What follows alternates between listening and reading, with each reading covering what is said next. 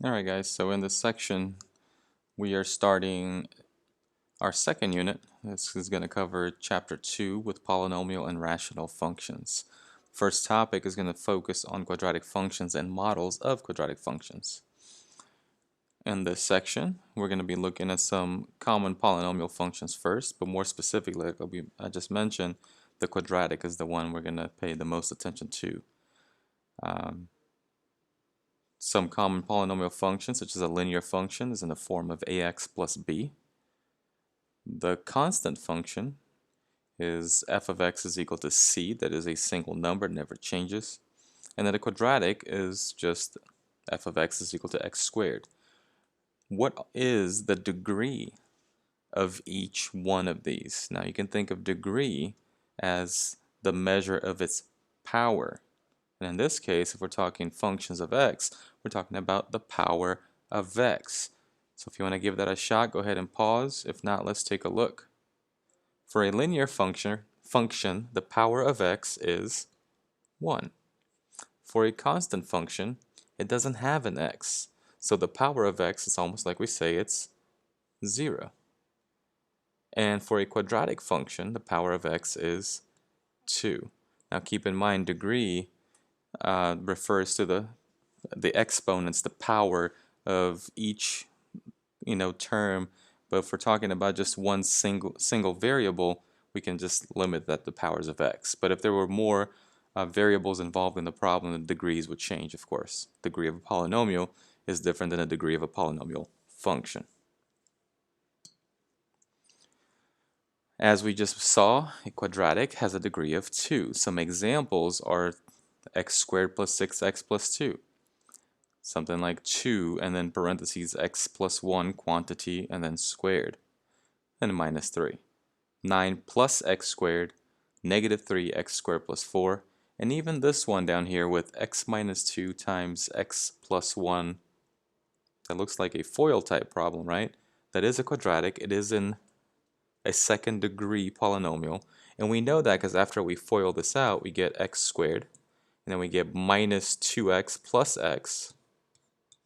And then minus 2 times plus 1 minus 2. So yeah, that is a quadratic. That is a power of 2. Alright? So yeah, sometimes you just might have to simplify before you can tell. But if you just look, this one had 1x, this one had 1x, multiply together makes it x squared. Quadratic functions, we can think of those as parabolas. A parabola is a quadratic function.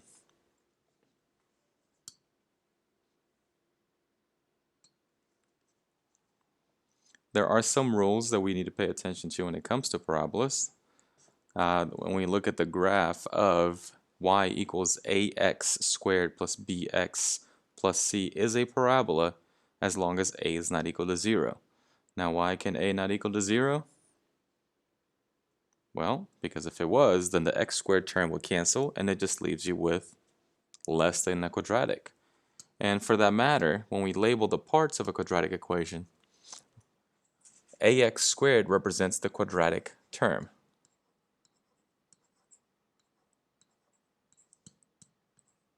That's the ax squared. That's the quadratic term. Then bx is our linear term. There are 3 parts to this. And the c is the constant term. Now with every quadratic, you can be missing either the linear or the constant term. You just cannot be missing the quadratic term because then it makes it a different type of equation. We look at a function and we decide what kind of a function it is based on the highest power. So we need to have that x squared show up somewhere in there for us to call it a quadratic. Now the rules of a quadratic function are that when a, or the number in front of x squared, is greater than 0, it opens up. So if a is greater than 0, the parabola opens up and the vertex is a min. However, when a is less than 0, the parabola is going to open down and the vertex becomes a max. Just a quick sketch of what that looks like. If a is greater than 0, this thing is going to be a parabola that looks like this. If a is less than 0, it's going to open downwards, so it's going to be, well, like it's upside down. All right. Rule number 2. There is a line. It is not a solid line. It is not part of the graph, but it is a line that describes basically like a mirror of your parabola. We call that line the axis of symmetry. That is a dotted line through the middle of this parabola that generates your mirror.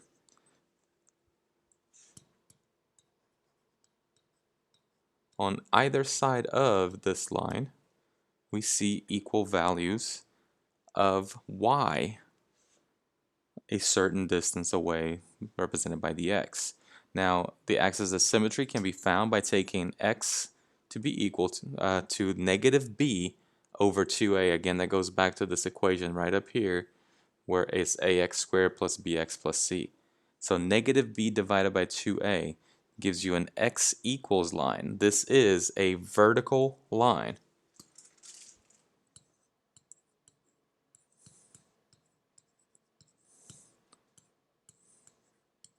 However, like we said, it is a dotted line for the axis of symmetry. It is not part of the graph, but we can represent it with a dotted line showing the divide, the mirror. Third rule for parabolas is that we can find the vertex or the max or that min value with at the point negative b over 2a, comma, f of negative b over 2a. Now remember, once we find the x value, we can plug that in. This becomes f of x to find the y value. So once we know where it happens, that's through the axis of symmetry. So that also tells you the axis of symmetry goes through the vertex, which makes sense because the vertex is kind of like the middle point. So that means that once I know where that x value is located, I plug it into the equation to find the y value. Rule number 4 is that it has a y-intercept at 0, comma c. Again, it's the y-intercept, so that means the x value is 0. And it's real easy if it's in the form that we see up here, because if, in fact, x was equal to 0, this and this here would cancel, and it would leave you only with c. So when you cancel both the quadratic and the linear term, it leaves you with just a constant, and we do so by plugging 0 in for x. And so the y-intercept is 0, comma, whatever the c value is. And last but not least, if a is greater than 1, it is going to stretch the graph. Literally like you just picked up both of those arrows and just pulled it down in the vertex in the opposite direction. And then if a is between 0 and 1, it is going to be a vertical shrink. Notice they did not say equal to. That's because if it's equal to 1, it's a standard parabola. There's not been stretched, it's not been shrunk. However, keep in mind that for it to shrink, it has to be between 0 and 1. It's not less than 1. You got to be very careful not to mix or combine even number 1 and number 5. Less than 0 means that this thing is upside down. Between 0 and 1, it's still right side up, but it's just shrunk instead. Do not look at a number less than 1 and say, oh, it's going to shrink. Because if it's a negative 5, it's going to stretch, but it's going to stretch while it opens downwards instead. All right, so keep those two ideas apart. Don't mix 1 and 5 together. So let's take a look at an example. I want you to find all 4 of these things here for me. And if you would like to try that first, go ahead. This would be a good time to pause and run through this problem. If not, let's take a look. So this one is asking you, okay, y equals negative 3 over 2x squared minus 2x plus 5. is this going to open up or down? We look at the a value. A is equal to negative 3 over 2. So because a is a negative value, this is going to open down. Is it going to shrink or stretch? This is the tricky part. It is a negative value, so we think, oh, it's less than 1, so it should shrink, right? Keep in mind, we're only looking at the value itself. It's almost like we have to look at the absolute value of a. That is the absolute value of negative 3 over 2, which is 3 over 2. And that is, in fact, greater than 1. So if it's greater than 1, it is going to stretch. But also notice that we just mentioned it opens downwards, so that means it's going to stretch downwards.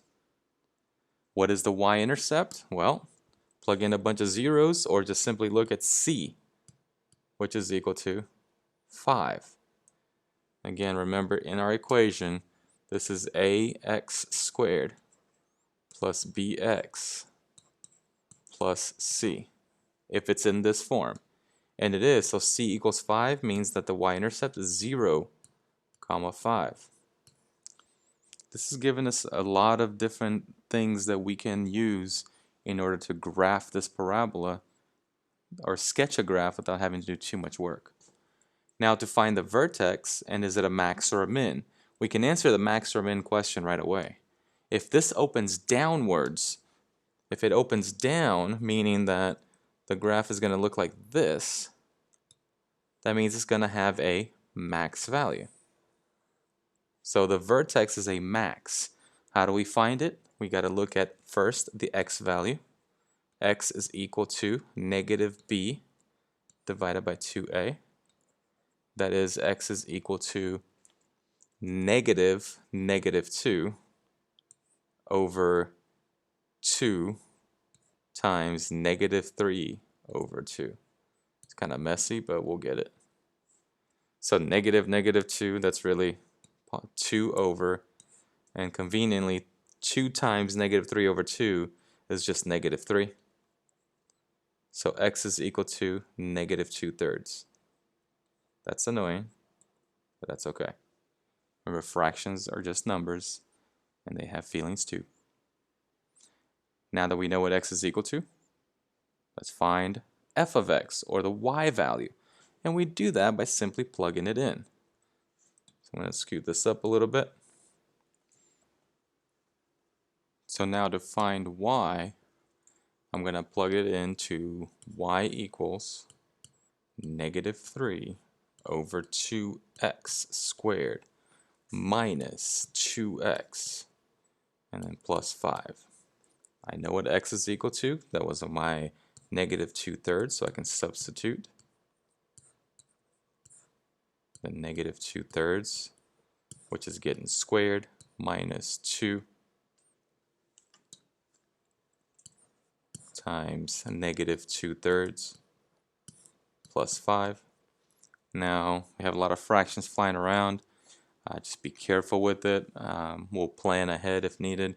But right now, let's go ahead and get rid of that squared, which is going to give us negative 3 over 2. Didn't do anything with that. Negative 2/3 squared is 4 over 9. And then minus 2 times, negative 2 times 2/3 is plus 4/3, and then plus 5. Now I already see a bunch of different denominators, but I also see that these kind of play nice when they multiply, and this is going to be a 3. This will cancel, this will be a 2. So that fraction got a little smaller, which conveniently is going to help with this next step. So after all is canceled, this is a negative 1 times 2, and then 1 times 3, which plays very nicely with the 4/3. It does not play nice with the 5. So we want to think ahead and rewrite 5. And we're going to rewrite 5 in terms of thirds. So what number can I divide by 3 to give me 5? Well, it's just the same thing as 15/3. The reason we do that is because now I'm ready for my last step, which is just combining all these They're all like fractions. So I have 4 and 15 is 19 minus 2 is 17 over 3. Not a great number, but good enough. So that means that our vertex is located at -2 thirds, comma, 17 over 3. It is a fraction for both x and y, not a big deal. A lot of them won't be that way. For the most part, they plan them well enough to where you start seeing whole numbers here, but again, it's the same process whether it's a fraction or not.